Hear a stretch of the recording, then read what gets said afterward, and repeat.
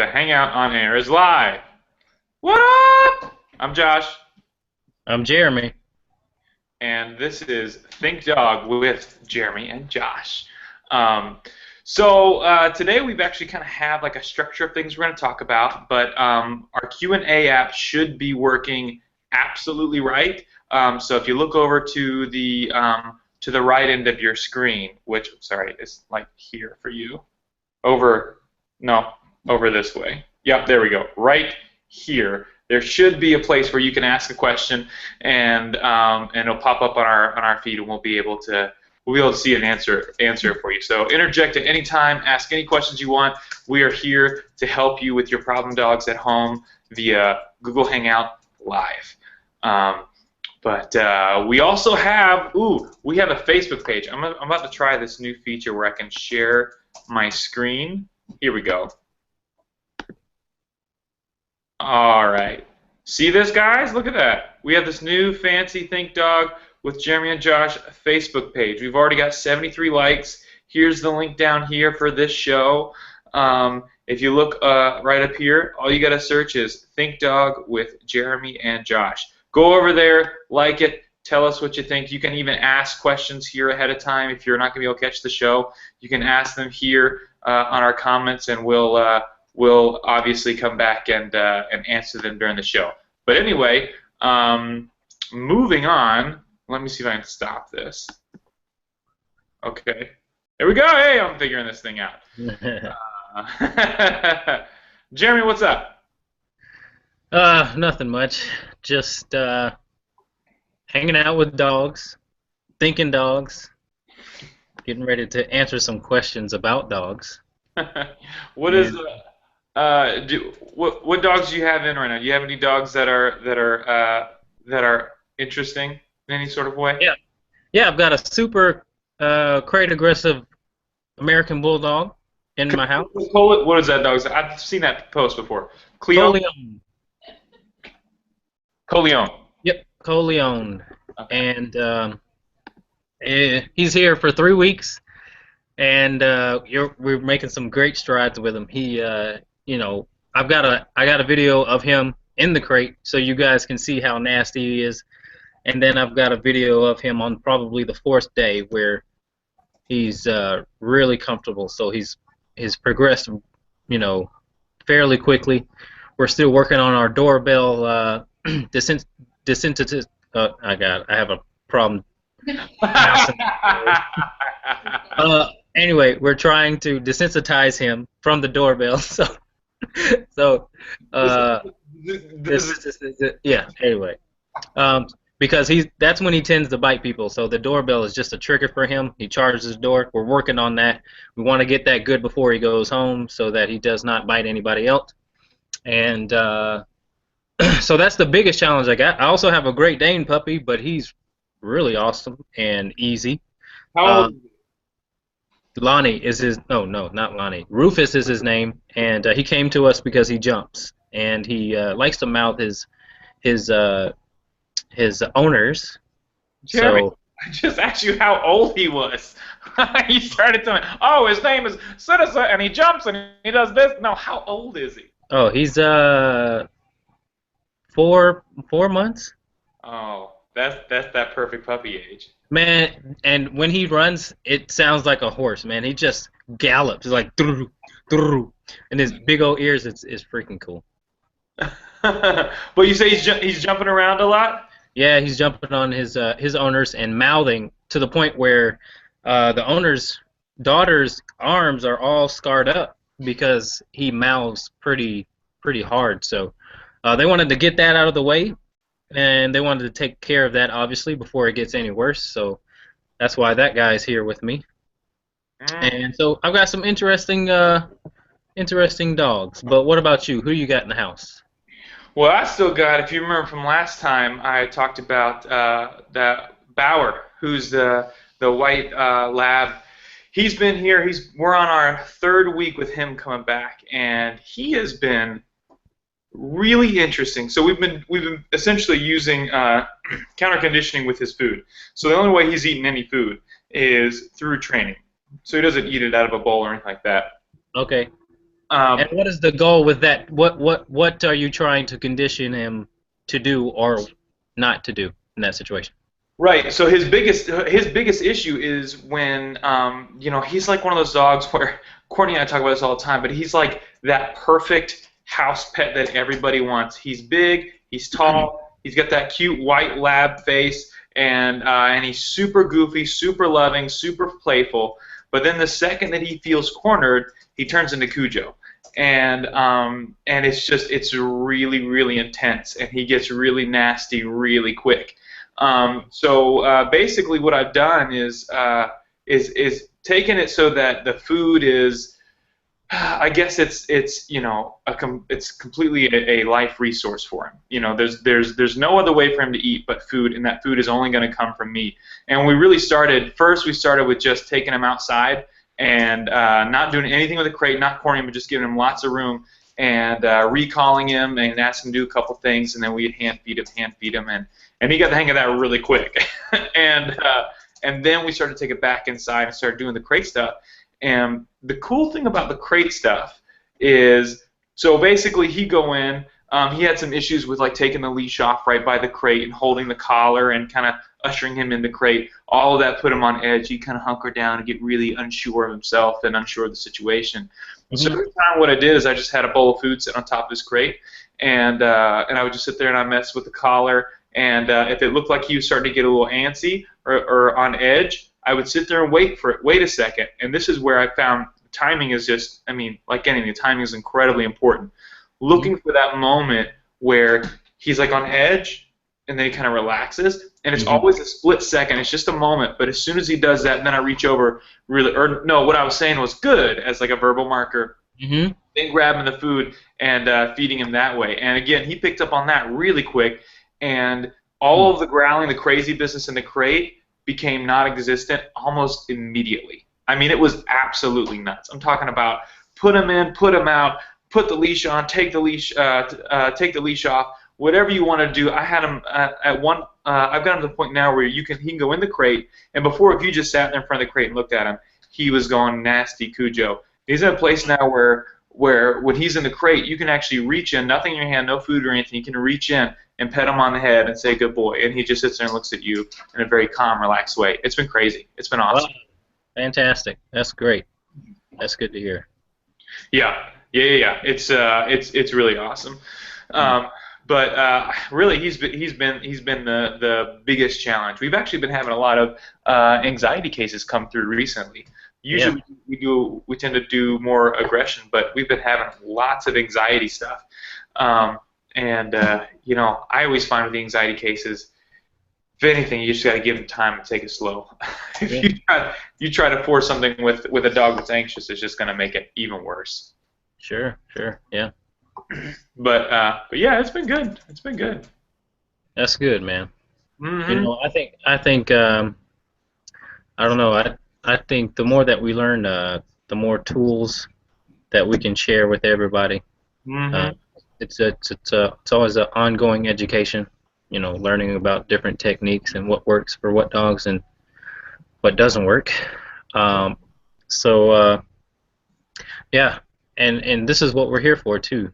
Anybody listening, we're here to share it as much as we know and as much as we're going to learn. We want to share it with you guys ultimately, so that you guys can pick up a few things and help your at-home dogs develop a better relationship with your dog and overall, more balanced life. So.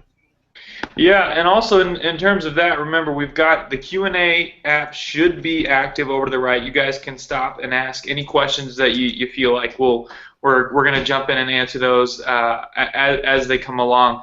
If for some reason on my end it tells me it's working, if it's not working or you're a little confused, you can always hop over to either of our Majors Academy Dog Training Facebook page or Argos Doggers Facebook page or our brand new Think Dog Facebook page, and we'll catch your questions over there and relay them over here on this side.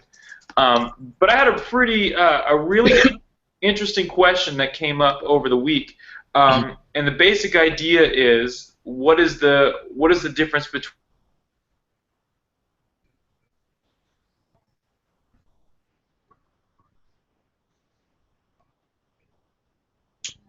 their dog, they'll say heel, heel, heel, heel if they're not focused.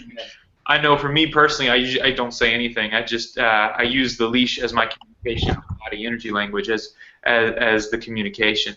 Um, but uh, but I think in terms of loose leash walking and healing, a lot of it depends on exactly how you're going to think about it, and also it depends on what it is specifically. To me, loose leash walking is just walking your dog down the street. There's nothing, too terribly exciting going on. You just want your dog calm, relaxed, focused on you.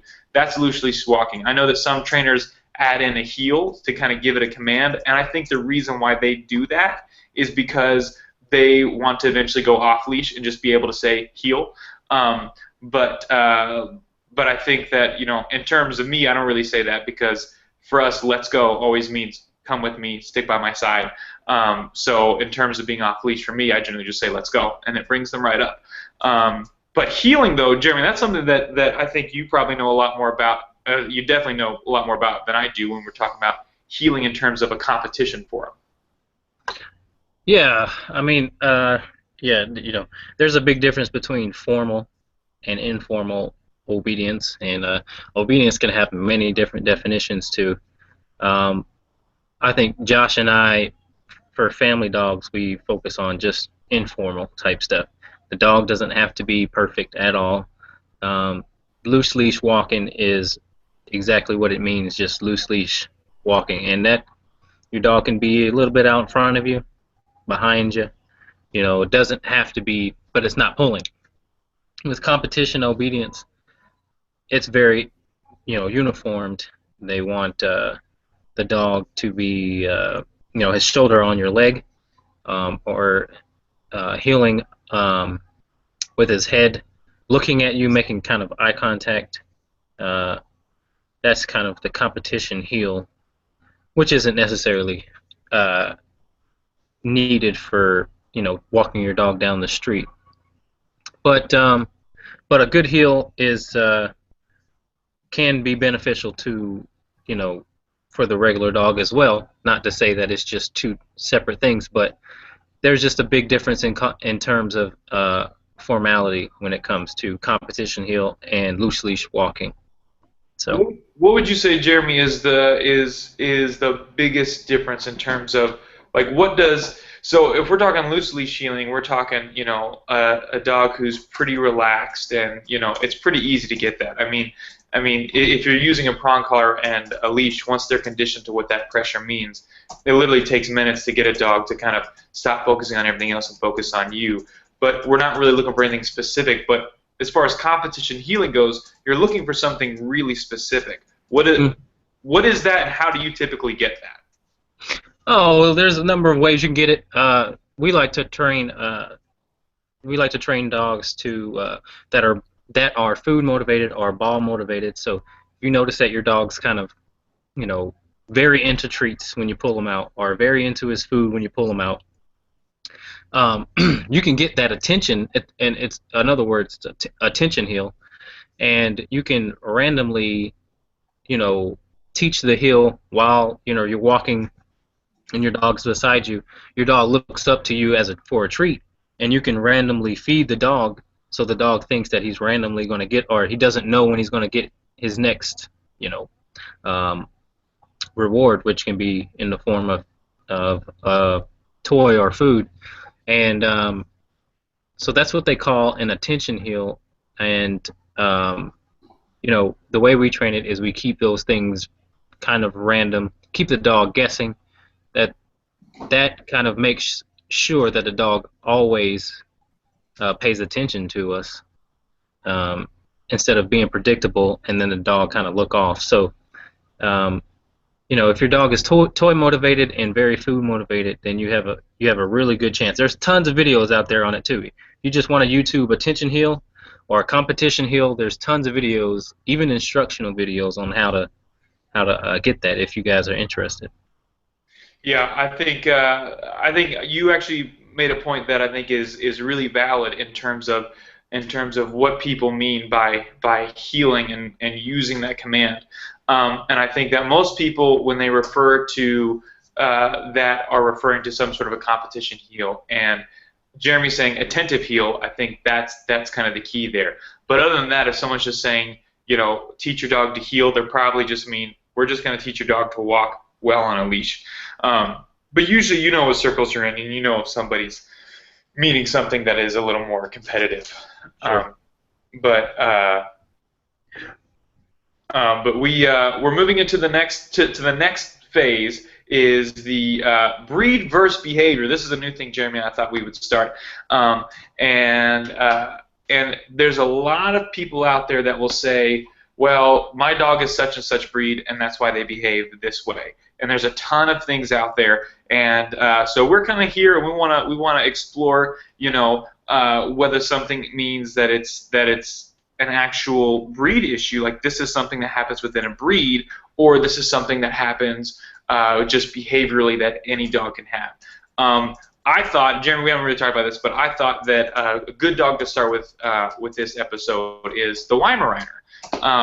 I think that in terms of breed versus behavior, a lot of people think with a Weimaraner that they're just neurotic animals. They're always going to be very nervous. They're always going to be really sketchy, and they're always going to be a little all over the place. And people will say, well, that's just a Weimaraner. That's just how they are. And I think that is absolutely not true. I Hmm. think, and I've worked with, so the reality is I've known a lot of Weimaraners. And in all of the Weimaraners that I've known, just about every single one is neurotic or nervous or has some sort of like it's like they're looking at the world from the outside in almost, just kind of out of place. However, I have also known a group of Weimaraners, a few Weimaraners that are nothing like that at all. And I think what happens is that Weimaraners, they're initially bred to be hunting dogs, and they're initially bred to have a really intense work drive, but also to be very much to work for their humans.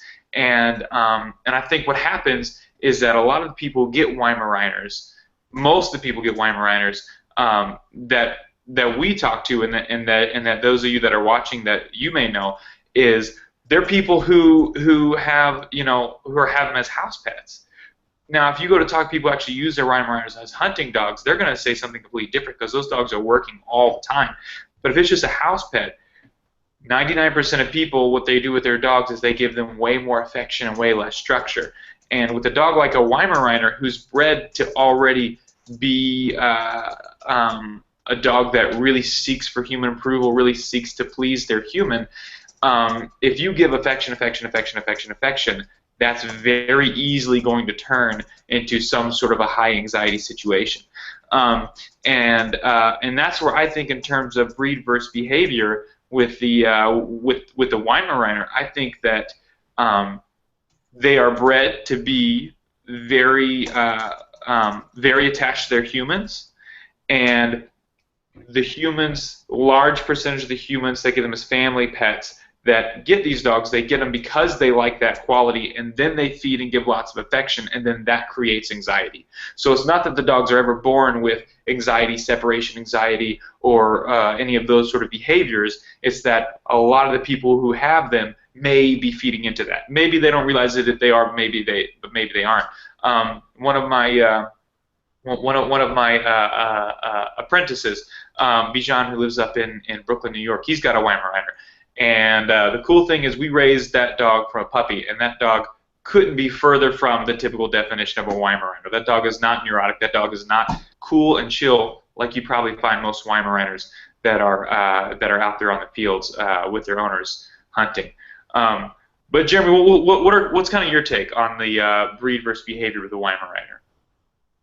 Well, I would like to bring up, there's a definite genetics that have to do with that as well. So, genetically, a lot of those breeds, but you hit it on the head when you said, they are a certain way, bred for a certain reason, and any dog treated, any high energy dog treated in a certain fashion is going to develop some behavior, unwanted behavior, because they're not getting what they ultimately need to stay balanced. So, you know, But when it comes to, genetically speaking, you can have a dog, and this is where a lot of people should definitely educate themselves. Is when you pick out a dog, you should really get to know and talk first of all about the breed, but you should also have a good conversation with the breeder, and they can point. A good breeder will point you in the direction of a dog that fits your lifestyle. Because you can have a calm Weimaraner, it doesn't matter the breed.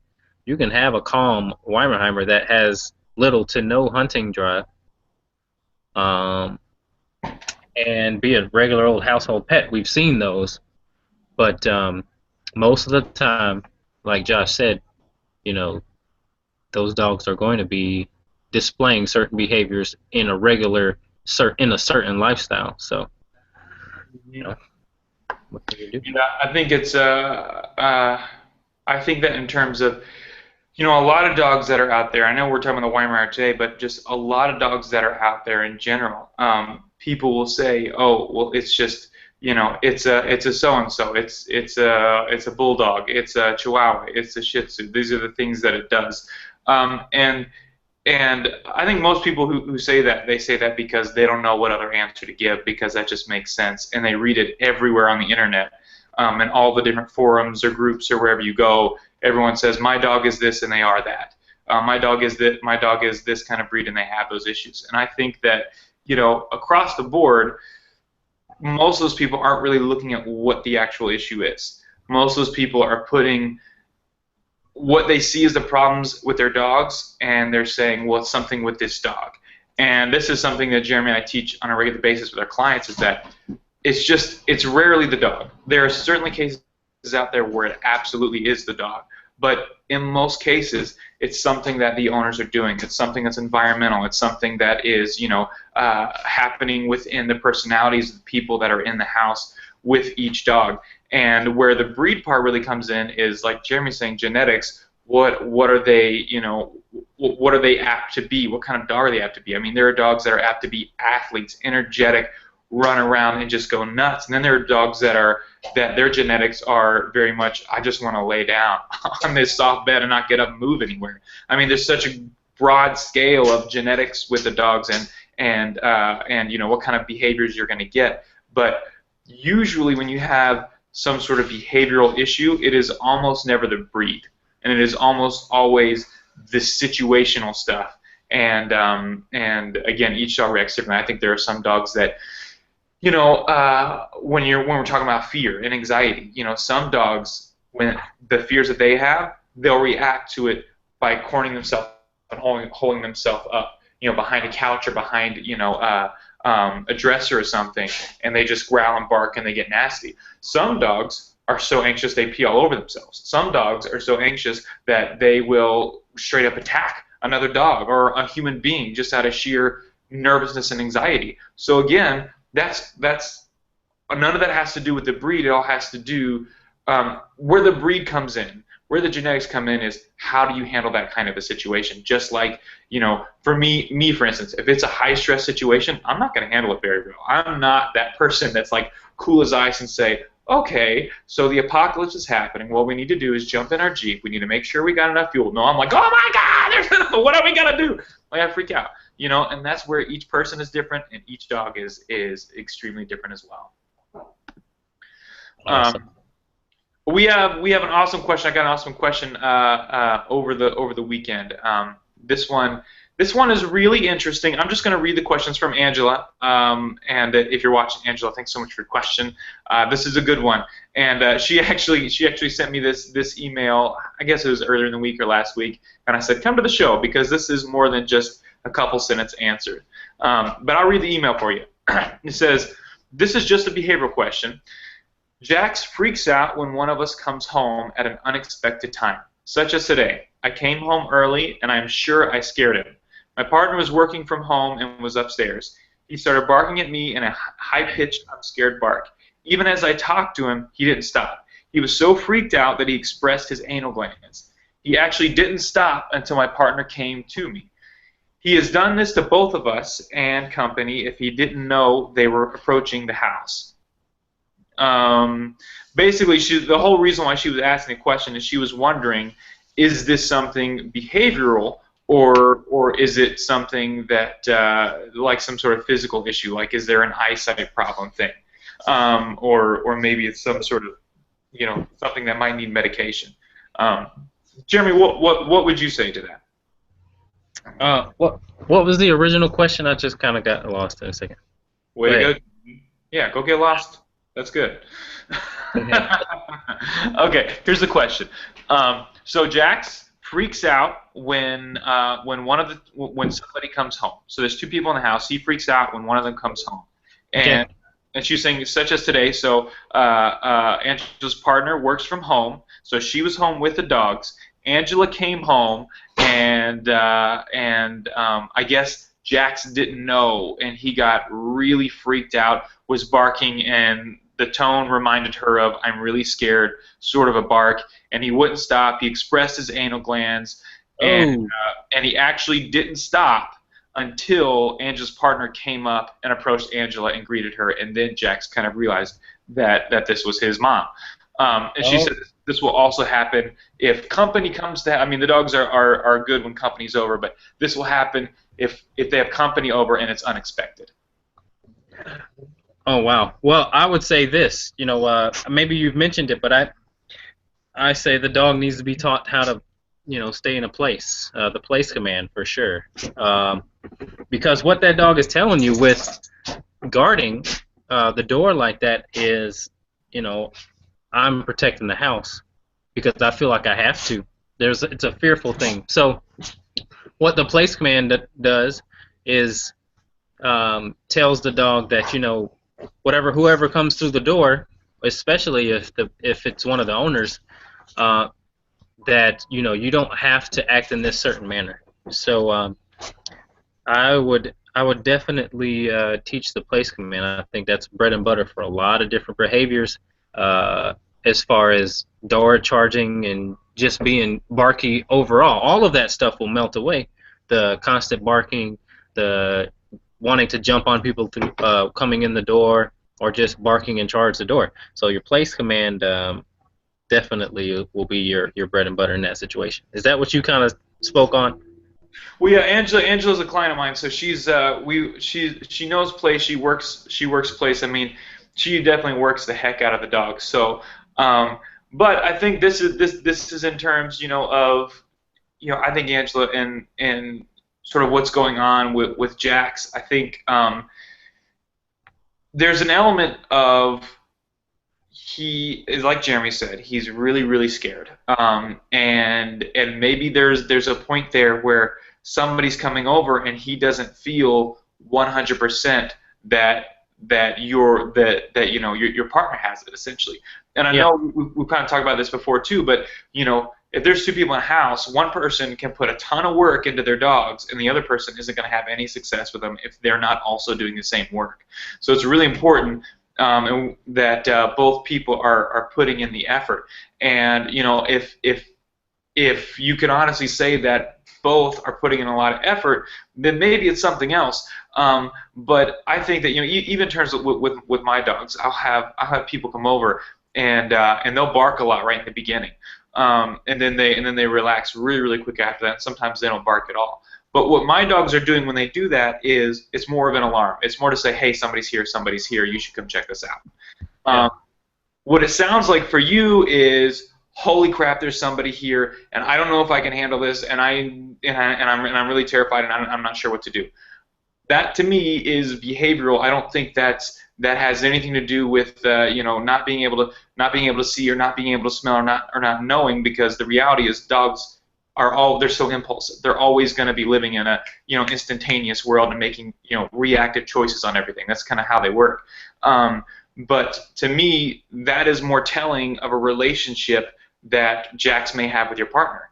And do they have a relationship where Jax unequivocally trusts her guidance? Because it's okay. I mean, we can't control the dogs. There's always going to be a moment where they get nervous or they are unsure about a situation. But when they get to that point, it's up to us to say, it's okay, relax. Like Jeremy was saying, place. And I know you do place all the time, but that's a great time for place. Place, give them something to do. If place isn't available, go to your crate.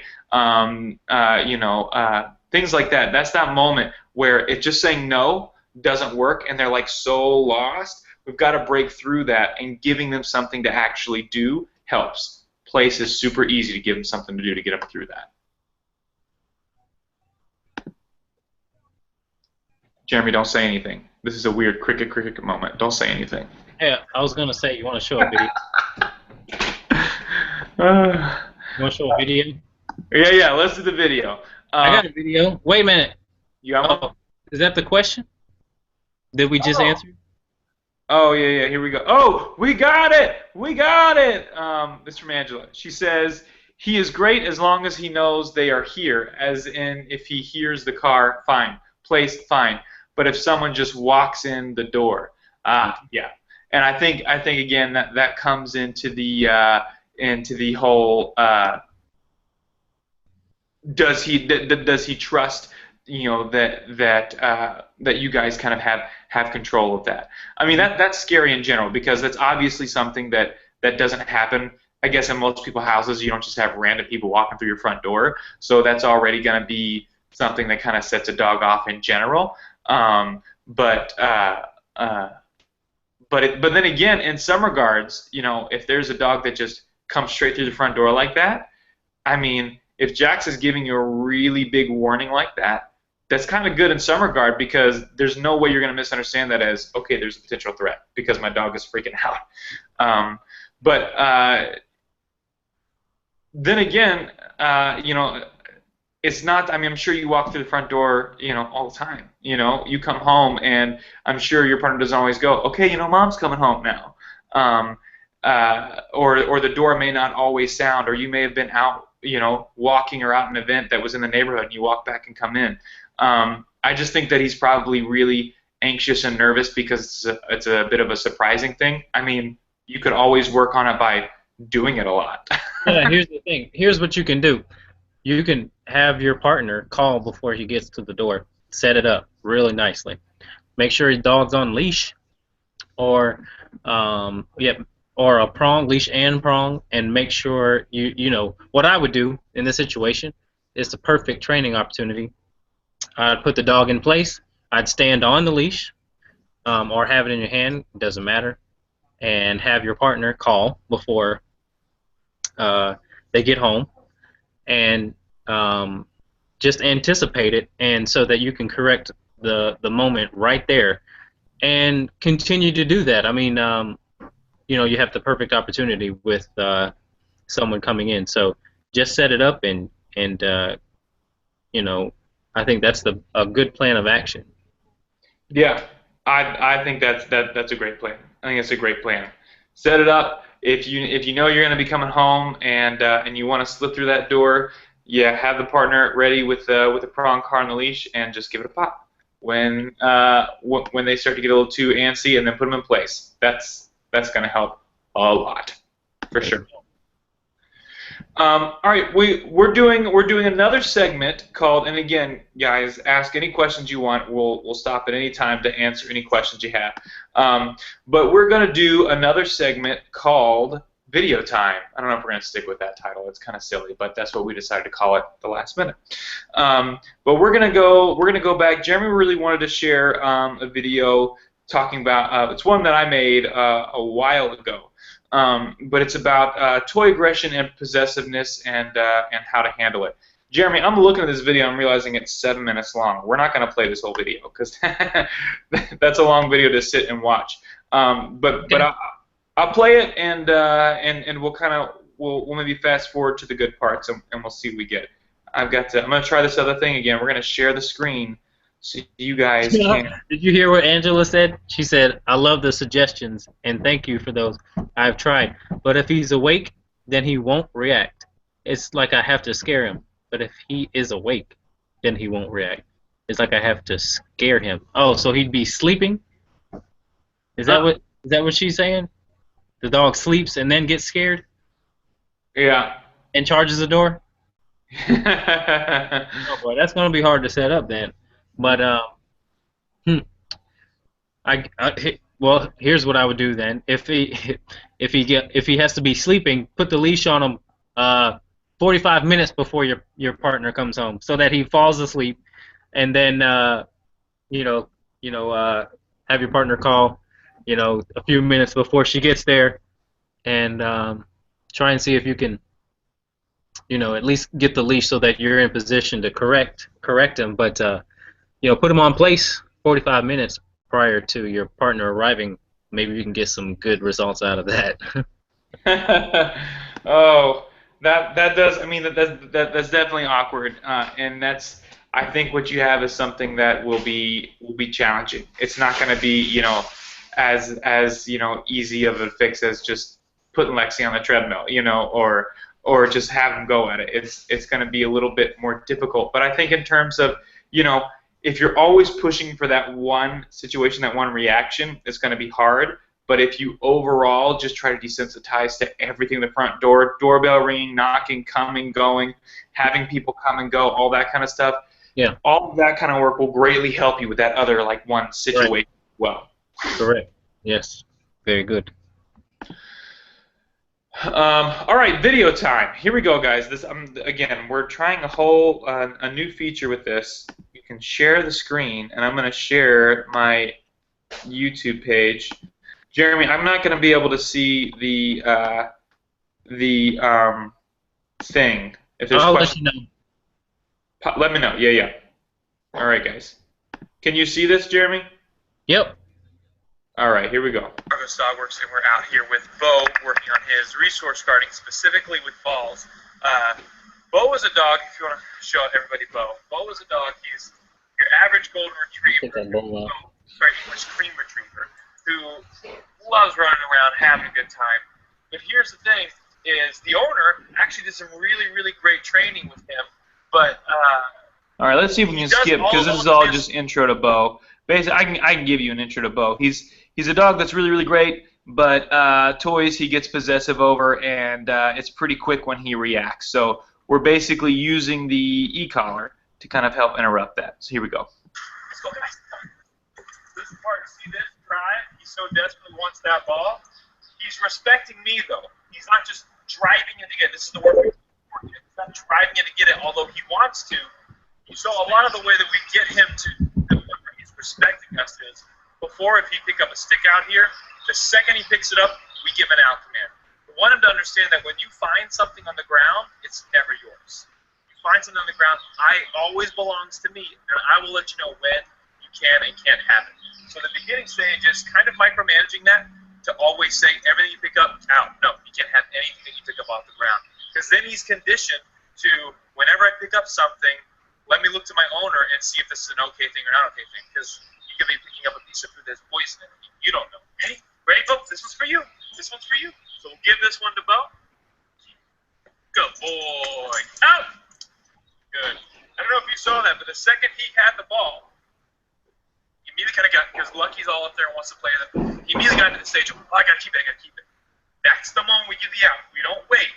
The second he gets that ball, we immediately give the out command, so that he understands we don't need to try to protect this for any reason. We're actually using the e-collar, and we're actually at a level 35, which is a little bit higher than how I normally work dogs. But for him and his intensity after the ball, that's the point in which he is paying attention to it. Because we could do it at 10, but his intensity is going to be so high that he's going to feel it, but he's not going to care. So we've got to make him actually care about it. 35 for him is the lowest possible level where he's like, all right, I don't need it. Good boy. No. Good boy. It's that moment when the ball drops. I don't want him to rush in after it like the other dogs. I always want him to just stop and wait.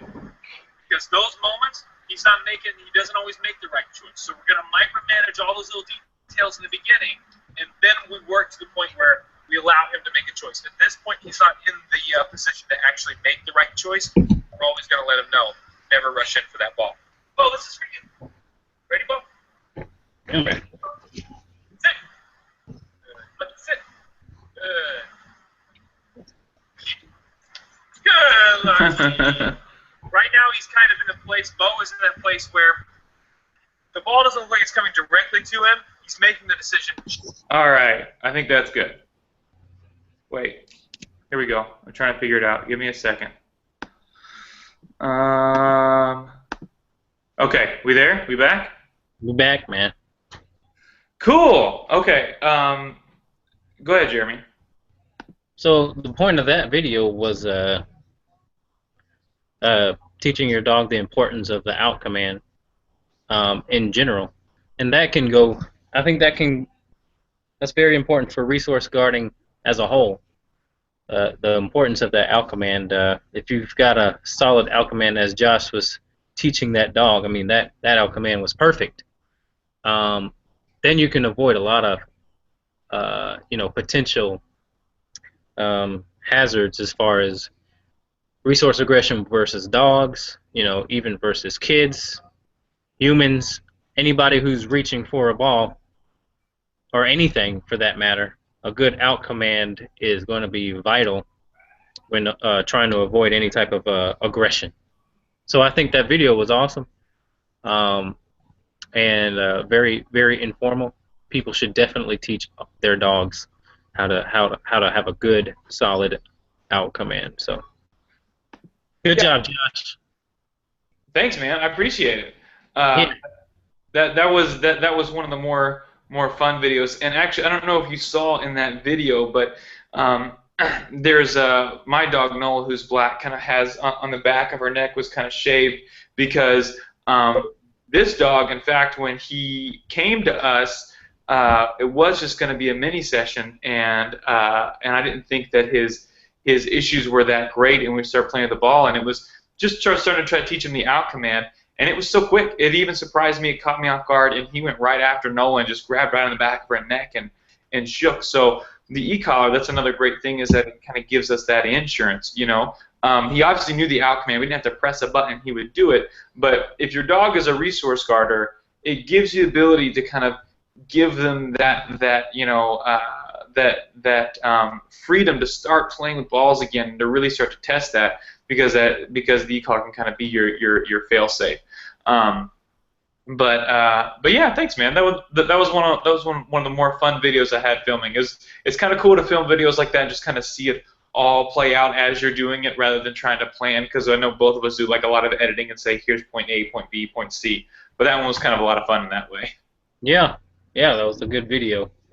A good video. There's a lot of talk about resource aggression this week, even in the dog training discussion groups, and it's a pretty big topic. Even for puppies, I think it's really important to read the signs early and establish that boundary so that it doesn't progress. Because there's a big difference between a puppy biting and a full-grown dog biting. So. Resource aggression, there's tons of different approaches too. That's the other thing. There's tons of different approaches to resource aggression, but you know, as Josh demonstrated, that out command, me and Josh teach it very similarly because I, first and foremost, teach the dog the out command as well, and with a lesser value reward, like Josh mentioned, a stick. They're not going to. Most dogs aren't going to, unless you have a super resource guarder. Most dogs are not going to be very resource aggressive when it comes to a stick. So if you do have a resource guarder that is food aggressive, toy aggressive, start with something less of value. For me, this is my approach. Start with something less of value.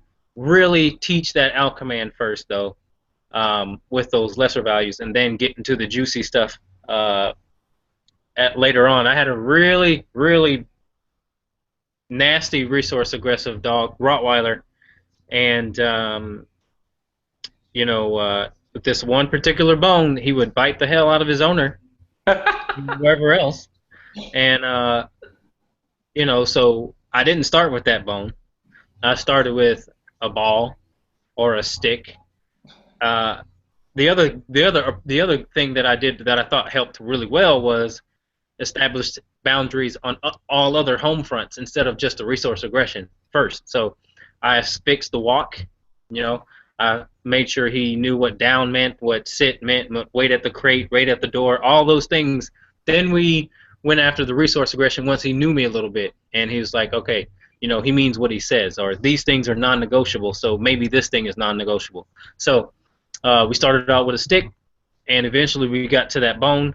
We got to a rawhide and food. Out means out, no matter what you're on, no matter what you have, you're in possession of, and um, but like I said, tons of different approaches out there. I'm just saying what works for me and what I've had success with. So Yeah, I completely agree. I always say it. There's no one way up the mountain. You can train a dog a billion different ways, and you can get them away from behavior a billion different ways. And the part that matters most is how do you feel comfortable working with your dog through whatever issue you have, and how do you feel comfortable handling it. And I think that again, resource guarding is huge because if your dog's a resource guarder, then it can be one of a billion different things. Yeah. Which one is that, Jeremy?